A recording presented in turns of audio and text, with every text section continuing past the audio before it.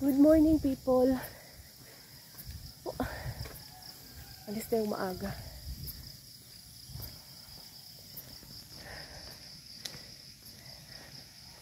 Daan tayo ng hospital at magdadala tayo ng pagkain. Kasi nanganganak yung sister ko. So excited dito here. Oh, maglalakad muna tayo. Maaga pa naman. Malaki na naman butas ng ilong ko, no? Super hapong-hapo.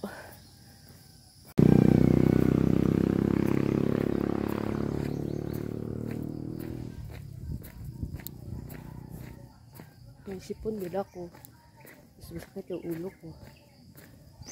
Tapos, parang di rin ako natulog. Okay lang. Kaya pa naman. Malakas tayo eh. No?